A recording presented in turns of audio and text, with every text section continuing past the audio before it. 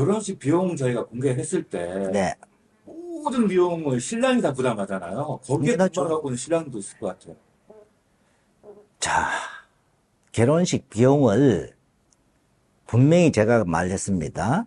한국 업체에 내는 비용, 베트남 현지 마담이나 에이전시한테 내는 비용, 그 다음에 신랑이 개인적으로 사용하는 비용, 이렇게 세 가지가 있다. 그러면 한국 업체에 내는 비용은 이 안에 품목이 뭐 들어가 있냐, 그걸 보고, 베트남 현지 업체에 내는 돈이 대체적으로 보면 신부, 기숙사비, 학당비예요.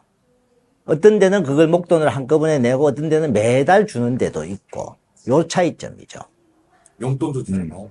아니요, 그건 용돈은 신부한테 그건 아예 별도고, 그 다음에 이제 개인적으로 쓰는 비용 중에 신랑이 여기 와서 쓰는 용돈이란 말이에요. 그 용돈 안에는 뭐가 포함돼? 신부한테 주는 용돈도 있을 수 있고, 신부 부모님한테 뭐 차비하라고 좀 주는 것도 있을 수 있고, 신혼여행 가서 본인들이 쓰는 비용도 있을 수 있고. 근데 어떤 신랑분이 이런 말을 하나 한번 들어봤어요. 이것도 신랑이 내고 저것도 신랑이 내고 그러면 다 신랑이 냅니까? 그럼 결혼을 다 신랑이 내죠. 자, 그분이 그런 말을 한 거는 뭐냐면 신부가 내느냐 신랑이 내느냐가 아니에요. 업체가 내느냐 신랑이 내느냐예요.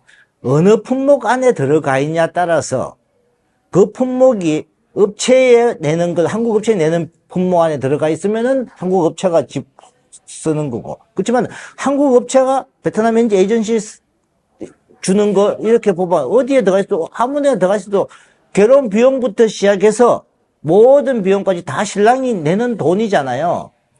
그 신랑이 내는 돈을 가지고 어떻게 사용하느냐인데, 자, 신랑분들은 전체적으로 어디까지 얼마를 쓰느냐, 전체적으로 총 비용이 얼마냐, 회사에 낸 돈 얼마, 신랑 개인적으로 쓰는 돈 얼마, 이거 두 가지만 구분하면 돼요. 그러고 품목 포함이 어디 뭐가 있느냐. 근데 품목이 안 적혀 있는 업체나 안 적혀 있는 사람들은 대부분이 나중에 결혼 진행한 이후에 뭔가 추가 비용이 발생한다 이 말이에요. 자, 예를 들자면 어떤 게 발생하느냐. 갑자기 베트남 현지 선 혼인신고 하는데 뭐 한 150만 원 듭니다. 150만 원 좀 주세요.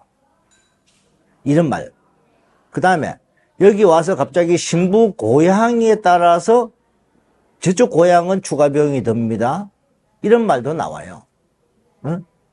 그거는 신랑분이 계약할 때 뭐가 들어가 있냐. 그러면은 서류비가 들어가 있으면은 선혼인신고 서류비를 따로 달라 소리 못 하겠죠. 모든 비용은 다 신랑이 되는 건데, 신랑이, 자, 품목을 확인하고 그 품목 없는 거는 추가 비용이 발생할 수 있다. 이것만 알면 돼요. 그 말씀 들으면 그런 비용은 다 이해했어요. 근데 제 개인적인 생각으로는 또 결혼을 하는데 신부는 하나도 부담 안 하고 신랑이 다 부담한다는 억울함이 좀 있다는 거죠. 근데 이제 과거에도 제가 그 말은 방송 우리가 한 적이 있잖아요. 신부들이 자기들이 비용을 내가면서 결혼할 경제적으로, 자, 여기서 신랑분들이 돈을 100만 원을 쓴다. 200만 원을 쓴다. 신부들 100만 원, 200만 원은요. 월급 1년 동안 받아하고 자기 생활비 쓰고 그 돈 모으라 해도 못 모아. 그러니까 국제 결혼을 하려 하는 이게 과거부터 여성들이 쓰는 것보다 남성들이 다 쓴단 말이에요. 그래서 과거 북부지방에 서류비, 신부 소개비 이 두 가지를 신부 쪽에서 부담을 시켰잖아요. 중국 결혼이 그랬으니까. 지금도 북부지방은 두 가지를 신부들이 부담을 한단 말이에요. 그러면은 신랑들은 몰라요. 나중에 업체에서 업체 사장님이 신부집 아니요 설명 안 해줘요. 신부집에 돈 좀 얼마 주세요 이렇게 말해. 그것도 그렇게 말하면은 신부가 빚을 없이 와요. 제가 10년 이전에는요 빚을 안고 오는 신부가 굉장히 많았어요. 그 당시에 가출한 신부들을 내가 좀 도와달라고 이렇게 체크를 해보잖아요. 하나같이 다 한 3,000불 정도 빚을 지고 왔더라고요. 부담하는 게 마담들한테 신부 소개비, 그 다음에 서류비를 여성들이 냈으니까. 옛날에는 서류비가 더 비쌌어요. 왜? 옛날에는 공무원들 뇌물이 있었거든요. 지금은 뇌물은 없는 바람에 좀 줄어갖고 그렇죠.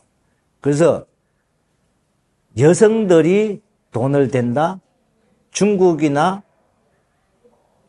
베트남 북부지방은 지금도 현재 되고 있다. 신랑들이 모를 뿐이다. 근데 전체적인 베트남 사람들이 아니면 다른 나라든 국제 결혼은 한국 사람이 돈을 대는 게 아니면 대만 사람이 국제 결혼해도 대만 사람이 되는 거고. 근데 최근에 제가 이제 이렇게 지참금, 베트남 지참금 없잖아요. 그러니까 지참금에 대해서 이야기하시는 분들이 있어요. 베트남은 지참금이 없어요. 근데 예물 예단비 쪽으로 신랑분들이 좀 이렇게 결혼식 하는데 보태 쓰십시오라고 주는 거고, 베트남 사람들끼리는 예단비 쪽으로 가는 거죠. 그러고 예물로 가는 거고. 그럼 우리도 하잖아요. 네. 근데 자, 다른 나라, 라오스, 모로코 이런 데는 지참금 제도가 있습니다. 지참금을 여성 집에 옛날 같으면 소 5마리 뭐 이렇게 뭐 소 몇 마리 이런 식으로 주고 가요. 지금도 국제 결혼할 때 라오스나 모로코는 지참금이 약 한 작게는 300~400부터 그것도 신부 등급에 따라 틀리답니다. 500만 원 선 정도 지참금이 있다. 그거는 순수하게 그 여성 집에 주는데, 라오스 같은 경우는 여성 집에 주는 게 아니고 동네 이장한테 줍니다. 동네 이장이 받아서 거기서 몇 프로는 동네 기금으로 떼고 나머지를 신부 집에 주는. 그러니까 도리어 지참금 안 주고 가는 것만 해도 어디예요.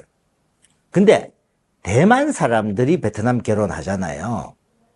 대만 사람들은 베트남 결혼할 때 베트남 여성 집에 지참금처럼 많이 해주고 가요. 한국 사람들은 게임이 안 됩니다. 그래서 각 시골에 가보면은 집이 아주 잘 지어놓고 산다. 근데 밖에 베트남 국기가 없어요. 국기가 있다 그러면은 당원들 집, 좀 고기 간부집 집 이럴 수 있지만 국기가 없는데 집이 잘 돼 있어. 대만 사람하고 결혼한 집이에요. 그런 집 보면은 많이 해줘요. 데리고 가기 전에 벌써 몇만 불씩 주고 가는 사람들도 있으니까. 근데 베트남 여성이 그러면 대만 사람을 선호하느냐? 아니에요. 한국 사람들이 여자한테 더 잘해주기 때문에, 더 마음적으로 잘해주기 때문에 한국 사람을 그래도 더 선호한다.